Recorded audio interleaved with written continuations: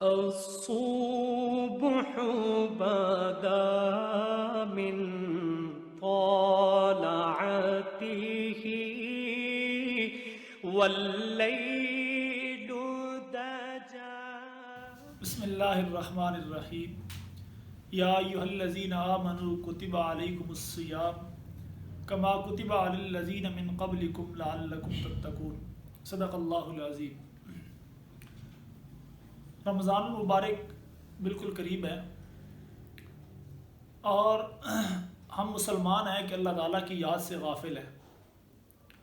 ہمارے بازار lock down کے باوجود آباد ہے اور ہماری مساجد ویران ہیں، بلکہ جو لوگ مساجد میں آتے ہیں ان کو بھی روکنے کی کوشش کی جا رہی ہے.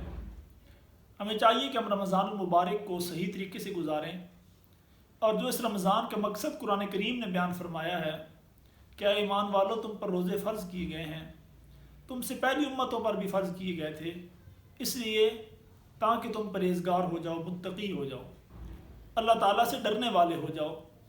روزہ ایک ایسی چیز ہے کہ جس کا بدلہ اللہ رب العزت کی ذات خود عطا فرماتے ہیں، کیونکہ یہ صرف اللہ تعالیٰ کی ذات کے لیے ہے. آپ اکیلے کمرے میں بند ہیں جہاں کوئی دیکھنے والا نہیں ہے، فریج موجود ہے، ٹھنڈا پانی موجود ہے، لیکن آپ محض اللہ کی رضا کے لیے وہ پانی استعمال نہیں کرتے، یا فریج میں پڑی ہوئی باقی چیزیں کوئی استعمال نہیں کرتے کہ میرا روزہ ہے، تو اس چیز سے اللہ رب العزت کی ذات بہت زیادہ خوش ہوتے ہیں. اور اللہ تعالیٰ فرماتے ہیں کہ روزہ میرے لیے ہے اور اس کا بدلہ بھی میں خود عطا کروں گا. باقی جتنے اعمال ہیں اس کا بدلہ انسان کو ملتا رہتا ہے ساتھ ساتھ، لیکن روزے کا جو بدلہ ہے اللہ تعالیٰ قیامت دن خود عطا فرمائیں گے. جس طرح حدیث شریف میں آتا ہے کہ ایک شخص ہے، اس نے ایک دعا پڑھی، یا رب لک الحمد کما ینبغی لجلال وجہک وعظیم سلطانک. جن فرشتوں نے یہ دعا سنی وہ حیران رہ گئے کہ یا اللہ یہ اتنے عظیم کلمات ہیں، ہم ان کے بدلے میں کیا لکھیں. اللہ رب العزت کی ذات نے جاننے کے باوجود فرشتوں سے پوچھا کہ کیا بات ہے. جب فرشتوں نے اپنی بات بتائی، اللہ رب العزت کی ذات نے ارشاد فرمایا کہ ان کی یہی دعا لکھ لو، قیامت کا دن ہوگا میرا یہ بندہ جانے اور میں جانوں. اسی طرح جو شخص روزہ رکھتا ہے اس کو جہاں دنیا میں بہت سارے فائدے ملتے ہیں، اس کے ساتھ ساتھ اللہ تعالیٰ آخرت میں جب بدلہ عطا فرمائیں گے تو انسان خوش ہو جائے گا کہ میرے رب نے مجھے راضی کر دی ہے. چند گھنٹے کی بھوک کے بدلے میں، چند گھنٹے گناہوں سے رک جانے کے بدلے میں اللہ رب العزت کی ذات نے مجھے اتنا بڑا انعام عطا فرما دیا ہے، اتنی نوازش میرے اوپر کر دی ہے.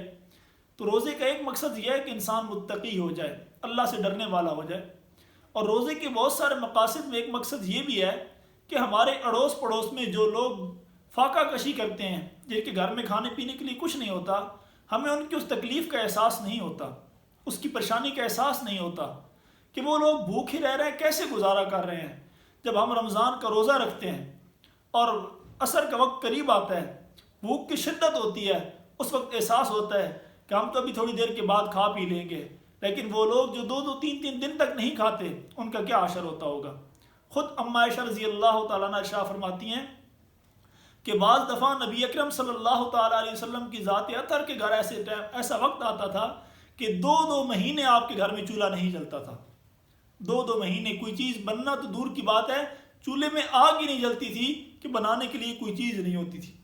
اور کھجور کھانے کے لیے نہیں ہوتی تھی، بلکہ کھجور کی گٹلیوں کو چوس کے گزارا کیا جاتا تھا. ان گٹلیوں کو پانی میں رکھ دیا جاتا تھا، پھر ان میں جو تھوڑی بہت مٹاس پیدا ہوتی انہیں چوس کر گزارا کر لیا جاتا تھا. تو آقا کریم کے گھر کا یہ حال تھا، صحابہ کرام کا کیا حال ہوگا. پھر آنے والی امتوں میں جو غریب اور غربا لوگ ہیں، ان کے گھروں میں یہ تکلیف جب آتی ہے تو ان پر کیسے گزرتی ہے اس کا ہمیں احساس نہیں ہوتا. جب رمضان کا مہینہ آتا ہے، ہم روزہ رکھتے ہیں اور عصر کا وقت ہوتا ہے، جب بھوک اپنے زور پہ چلی جاتی ہے تب ہمیں احساس ہوتا ہے کہ بھوک واقعتاً بڑی سخت چیز ہے. تو رمضان کے مقاصد میں ایک مقصد یہ بھی ہے کہ اپنے ارد گرد غریبوں کا خیال رکھا جائے، ان کو پیٹ بھر کر کھانا کھلایا جائے، ان کے بچوں کا خیال رکھا جائے. تو انشاءاللہ میں بھی اس بارے میں کوشش کروں گا. آپ جتنے حضرات سننے والے ہیں کوشش کریں کہ ان کے گھروں تک ہم اپنے کے ذریعے اپنے خیرات میں سے، اپنے صدقات میں سے کچھ نہ کچھ ان کے گھروں میں پہنچائیں تاکہ وہ لوگ بھوکے نہ رہیں. اللہ تعالیٰ نے ان باتوں پر عمل کرنے کی توفیق عطا فرمائے. وآخر دعوانا الحمدللہ رب العالمین. واللیل دجا